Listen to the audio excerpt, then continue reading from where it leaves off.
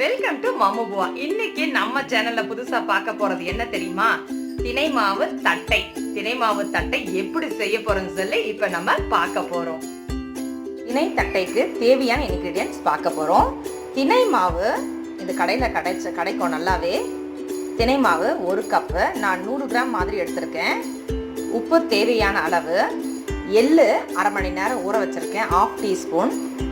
எண்ணெய் refined oil, அது தேவையான அளவு பொரிக்கிறதுக்கு. இது கடலை பருப்பு அரை மணி நேரம் ஊற வச்சிருக்கேன். பூண்டு ஒரு 5-6 பல்லு, வரமிளகாய் 2, மிளகு ஒரு 1/2 டீஸ்பூன். இப்போ நம்ம மிக்ஸி ஜாரில் 2 வரமிளகாய், 5-6 பல்லு பூண்டு, கொஞ்சம் மிளகு இதெல்லாம் போட்டு நல்லா அரைக்க போகிறோம் தண்ணி விட்டு. முதல்ல திணை மாவை இப்போ நல்லா ஃப்ரை பண்ண போகிறோம். ஒரு கடாயில், பெரிய கடாயில் போட்டு நல்லா ஃப்ரை பண்ண போகிறோம்.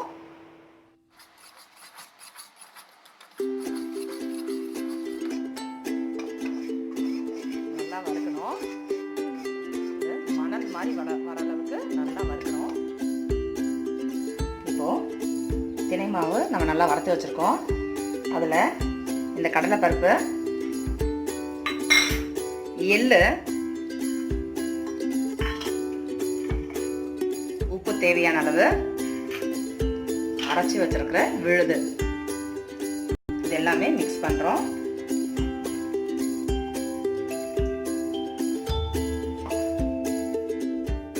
இதோட ஒரு 1/4 டீஸ்பூன் நெய், அதில் சுட தண்ணி விட்டு நம்ம நல்லா மிக்ஸ் பண்ண போறோம். பாலத்தின் கவரில் நம்ம எண்ணெயை ஃபஸ்ட் நல்லா தடவிடணும். தடவிட்டு இந்த மாதிரி சின்ன உருண்டைகளை எடுத்து தட்டையை நல்லா தட்டணும். ஓரளவுக்கு மெல்லிசாக தட்டணும். எண்ணெயை வச்சு தட்டலாம்.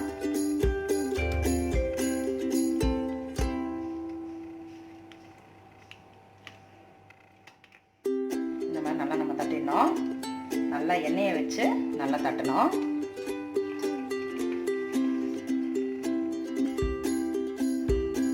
கடாயில் எண்ணெய் காஞ்சிருச்சு.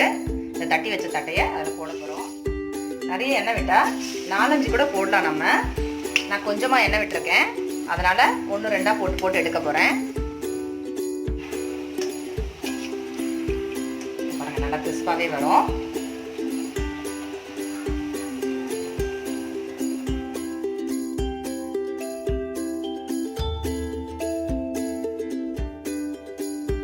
என்னங்க, எவ்வளவு ஈஸியான திணை மாவு தட்டை எவ்வளவு நல்லா இருந்துச்சு பாத்தீங்களா? உங்களுக்கு இந்த ரெசிபி பிடிச்சிருந்தா லைக் பண்ணுங்க, ஷேர் பண்ணுங்க, கமெண்ட் பண்ணுங்க, மறக்காம சப்ஸ்கிரைப் பண்ணுங்க. தேங்க்யூ. மம்மு புவா, எம்மி புவா.